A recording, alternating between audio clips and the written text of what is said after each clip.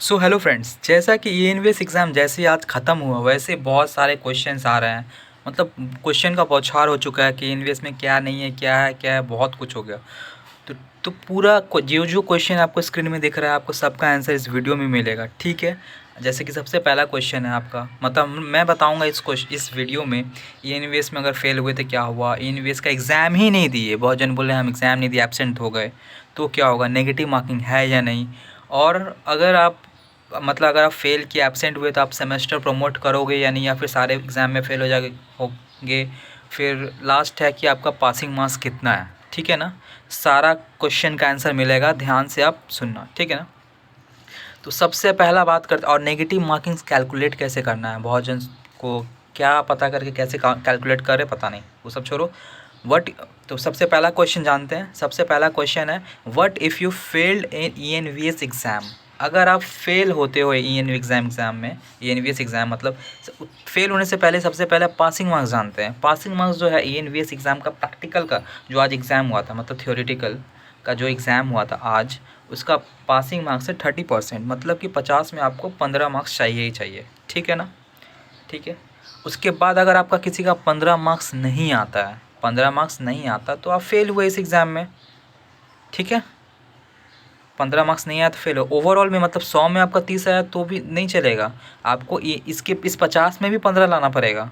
तभी सोचोगे कि हम प्रोजेक्ट में 30 में 30 ले आएंगे और इंटरनल में 10 लेके 40 ले आएंगे, फिर भी तुम पास नहीं होगे। तुमको थ्योरी जो अभी एग्ज़ाम हुआ आज, उसमें भी 30% लाना पड़ेगा। कैलकाटा यूनिवर्सिटी का ऐसा ब्रेकअप है, हर एक इंडिविजुअल में 30% लाना पड़ेगा, ठीक है।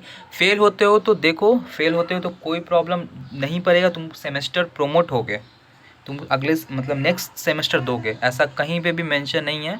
आप नेक्स्ट सेमेस्टर प्रमोट होगे, थर्ड सेमेस्टर दोगे, फोर्थ दोगे, फिफ्थ दोगे, जो भी दोगे, लेकिन नेक्स्ट ईयर जब अगेन तुम्हारे जूनियर जब सेकेंड सेमेस्टर देंगे, मतलब एक साल फिर इस साल नया एडमिशन होगा, फिर वो लोग फर्स्ट सेमेस्टर जाएंगे, सेकंड सेमेस्टर जाएंगे, जब वो लोग फिर से अगले साल ई एन एग्ज़ाम देंगे, तब तुमको सप्लीमेंट्री का फॉर्म फिलअप करना पड़ेगा, फिर तुमको ई एन का एग्ज़ाम देके क्लियर करना पड़ेगा, क्योंकि ई एन का एग्ज़ाम तुम फेल हुए तो तुम्हारा एक करियर में बैकलॉग लग गया है, मतलब सप्लीमेंट्री खाली है तुम, तो वो तुमको एग्ज़ाम देना पड़ेगा नेक्स्ट ईयर, ठीक है ना। तो कोई प्रॉब्लम नहीं है, नेक्स्ट ईयर फिर से देना, लेकिन तुम सेमेस्टर प्रमोट है, तुम नेक्स्ट सेमेस्टर पढ़ेगा, ठीक है। तो प्रमोशन मिल जाएगा, ऐसा कुछ नहीं है कि बस सप्ली लग गया, नेक्स्ट ईयर तुमको सेम एग्ज़ाम में पास करना है, ठीक है। नेगेटिव मार्किंग है या नहीं नेगेटिव, ये बड़ा कंट्रोवर्शियल क्वेश्चन हो गया है, क्योंकि कुछ लोग बोल रहे हैं कि सर मेरे टीचर बोले हैं कि नेगेटिव मार्किंग नहीं है, कुछ लोग बोल रहे हैं, तो ये बड़ा कंट्रोवर्शियल हो गया है। तो इसका आंसर तुमको सबको, हम भी जो बोलेंगे उस पर विश्वास मत करना, जो बोल रहे हैं अगर क्वेश्चन पेपर में तुम्हारा लिखा हुआ है कि, तो क्वेश्चन पेपर में अगर लिखा हुआ है आपका नेगेटिव मार्किंग है, क्वेश्चन पेपर इंस्ट्रक्शन में लिखा रहता है नेगेटिव मार्किंग है या नहीं, नेगेटिव मार्किंग है तो 0.25 होगा, नहीं है तो नहीं होगा, वैसा कोई चाप नहीं है कौन क्या बोल रहा है, अगर लिखा हुआ तो है, नहीं है तो नहीं है, ठीक है ना।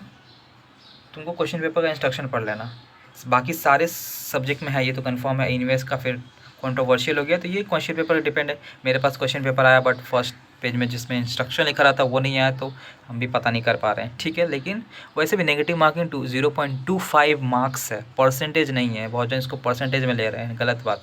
अगर आपका 25 क्वेश्चन आया इन्वेस्ट में, 10 रॉन्ग, मान लो कि तुमको 12 रॉन्ग जाता है, ठीक है, 12 रॉन्ग जाता है और आपका 13 राइट जाता है, 25 में से 13 राइट जाता है, मतलब 13 इंटू 2 26 मार्क्स उधर हो गए, इधर 12 रॉन्ग जाता है, आंसर नहीं किया वो नहीं, अगर 12 रॉन्ग जाता है, 12 को 4 से डिवाइड 0.25 से डिवाइड करेंगे तो आपका कितना आता है, 3 मार्क्स।